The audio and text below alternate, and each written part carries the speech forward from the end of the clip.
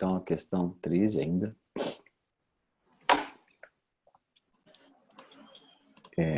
Diz o seguinte: em um circuito RC ligado a uma bateria de força eletromotriz Epsilon, o nome mais chique da tensão da bateria, tensão que ela fornece, força eletromotriz, passa uma corrente que no instante t igual a zero é de 1 ampere.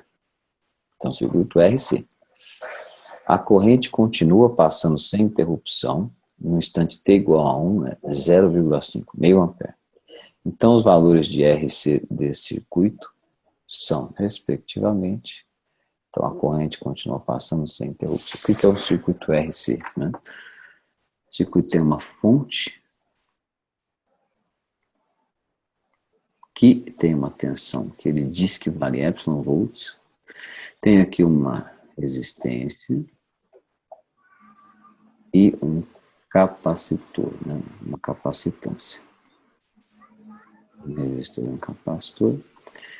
Aí diz o seguinte: no instante t igual a zero, eu tenho aqui uma corrente passando. Supondo aí o capacitor descarregado, a corrente vai ser maior. E depois que passa um tempo, o capacitor vai se carregando, então ele vai acumulando uma tensão. Então a tensão, a diferença entre a tensão da fonte do capacitor vai diminuindo, porque a tensão está sendo acumulada no capacitor, e portanto a corrente passando sobre o circuito, enfrentando a resistência R, vai diminuindo também. E aí eu pergunto, quanto que vale esse RSC nessa circunstância, né, em que no instante t0 a corrente é de 1 ampere. Então, a lógica é essa. E isso é bom lembrar daquelas regras gerais de como funciona capacitor e indutor. O capacitor, o que é? Essa é uma placa de um condutor a uma certa distância de uma outra placa de um condutor. Na prática, eles são montados de forma enrolada. Você tem duas placas enroladas com um espaço de um isolante entre elas, meio dielétrico, né? Que ele é isolante para corrente, mas ele permite passar campo elétrico. E aí fica aquela figurinha do capacitor que a gente conhece, mas aqui, ele é representado aqui com duas barrinhas, porque funcionalmente é isso que acontece. Então você tem carga de um lado, carga de outro. Então se o capacitor não tem carga nenhuma, essas cargas são neutras, quando se passa uma corrente é como se tivesse um fio passando.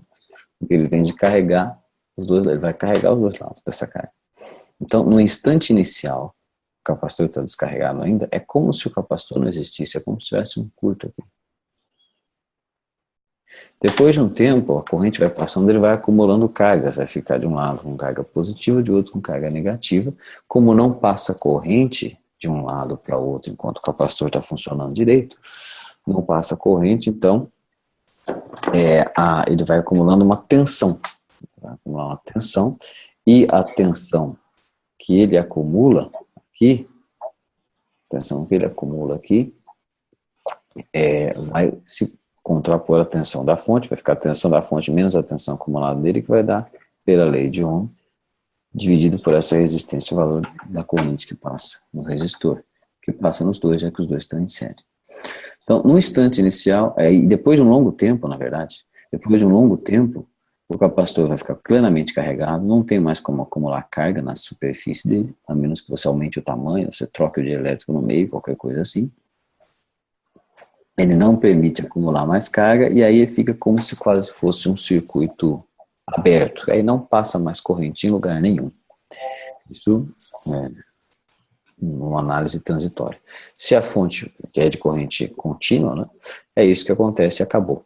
Se a fonte for corrente alternada, aí a situação que acontece é melhor analisada na teoria de circuito de corrente alternada, usando fasores, etc. Mas se a gente fosse fazer um gráfico do que acontece, então, no tempo, você tem uma corrente, né? Você tem uma certa corrente que vai diminuindo com o tempo, porque a carga do capacitor vai ganhando. Então, a corrente no circuito RC, ela é um valor de corrente inicial vezes uma exponencial de menos o tempo sobre R vezes C. Então, eu vou argumentar de onde que vem isso aqui, só para a gente relembrar. Tá aí, tudo bem? Sim. Você já viu isso alguma vez na vida, né? Já. Então, como que é o circuito RC, só para a gente lembrar de onde ele vem. Então, você tem aqui a fonte, o resistor, o capacitor,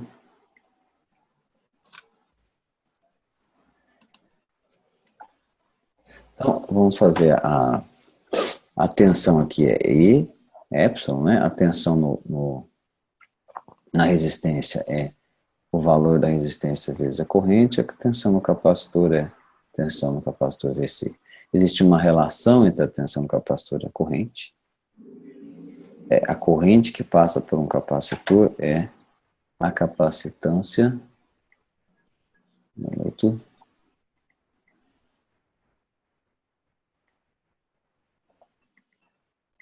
A corrente que passa por um capacitor é a capacitância vezes a derivada da tensão sobre ele. Né? C dV dt. I igual a C dV dt. Que é a relação que define o capacitor, a relação constitutiva do capacitor é essa.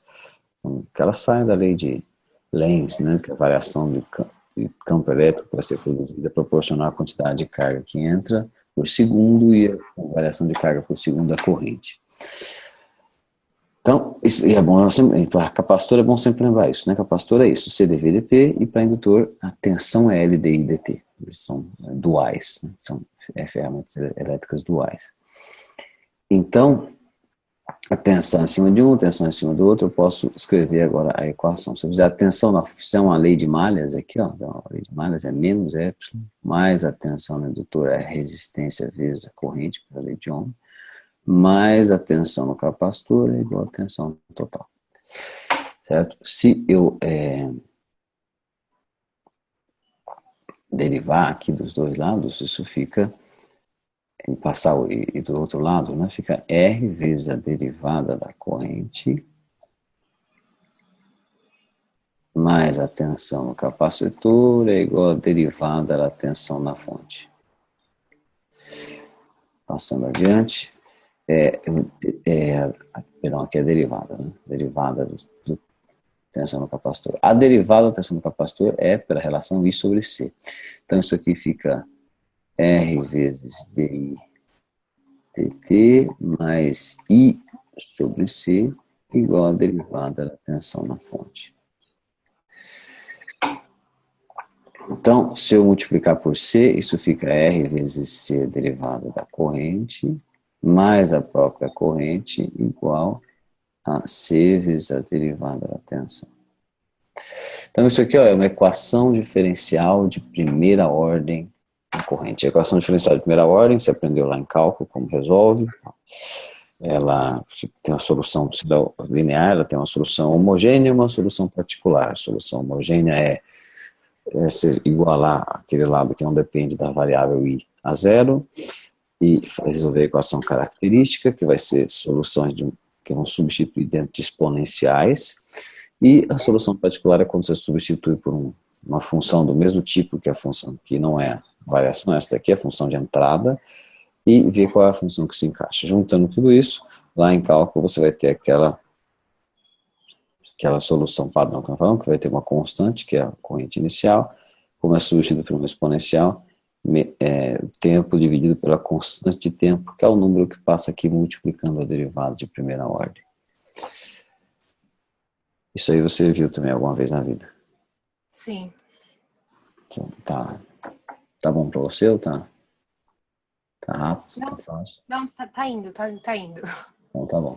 Então, só foi para relembrar que a relação da corrente no tempo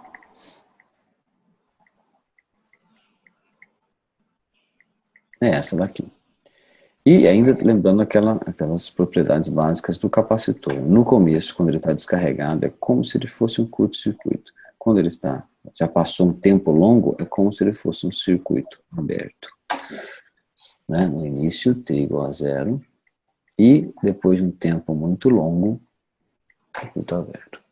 Então, sabendo essas coisas, você resolve. No instante T igual a zero, é como se ele fosse um curto-circuito, quer dizer, porque ele está carregando ainda toda a corrente que passa por ele, está servindo para ele ser carregado, então está passando corrente livremente por ele. É como se ele não existisse. Então, no instante T inicial, a corrente que a corrente inicial ela é a tensão epsilon dividido pela resistência R. Simplesmente isso, porque é a única coisa que está segurando a tensão, né? E essa corrente é a de 1 ampere. Ele disse, ó, no instante inicial, T igual a zero, a corrente é 1 ampere. Então, a tensão, a epsilon é igual a R. Então, a resistência é igual, numericamente, à tensão na fonte. Porque a corrente é igual a 1, né? Epsilon é igual a 1 vezes R. Disputando por R dos dois lados. Então, isso aí já dá que ou é A ou é a B. Não pode ser nenhuma das outras, né? Por causa do valor de R. Já simplificou bastante a vida. Agora, ele disse o seguinte: corrente contínua sem interrupção no instante t igual a 1 é de meio. Então, quando passar o t aqui, quando t for igual a 1, a corrente total vai ser meio. Então, vou fazer de novo. Se eu tenho I ao longo do tempo, como sendo uma corrente inicial, E de menos T sobre RC, depois de um tempo, o I vai ser meio, sendo que a corrente inicial era epsilon. Perdão, era 1. Sendo que a corrente inicial era 1. Exponencial de menos depois de um tempo, 1 segundo. Então, 1 sobre R, que eu calculei como sendo epsilon vezes C. Então, só preciso isolar o C agora. Meio dividido por 1, né? É 1 sobre 2. Meio é o mesmo que 1 sobre 2. Dá 1 sobre 2 igual exponencial de menos 1 sobre epsilon C. Se eu aplicar o logaritmo dos dois lados, isso fica ln de meio igual a ln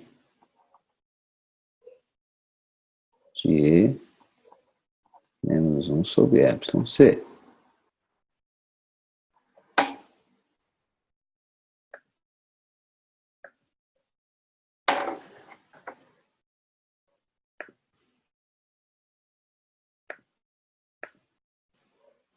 Bom, então ln tem aquela propriedade do logaritmo, né, de que a ln de uma potência, a potência passa multiplicando, né?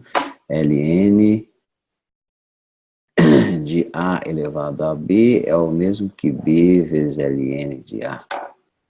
Então, isso aqui é igual. E também aquela outra propriedade do negativo, né? ln de A a menos um número, menos n, é o mesmo que menos ln de A elevado a n. Porque é como se eu multiplicar, como se eu tivesse n vezes menos 1, e o menos 1 multiplicasse na frente pela mesma propriedade aqui de baixo. Então, ln de meio, lembra que meio é 2 a menos 1. Então, menos ln de 2. Isso é igual a, usando essa outra propriedade aqui, eu passo multiplicando esse menos 1 sobre epsilon c vezes ln de... ln do próprio E é 1, né? O logaritmo do número de Euler é 1, porque o logaritmo ln é o logaritmo natural, é o número que elevado a E dá aquele número da frente, então só pode ser 1. Né? Então, esse menos simplifica dos dois lados. Isso fica ln de 2 é igual a 1 sobre epsilon c. Eu posso agora isolar o c. C é igual a 1 sobre epsilon ln de 2. Que é esse daqui. Portanto, como nós já tínhamos descoberto que o R era esse, a alternativa correta é a alternativa A.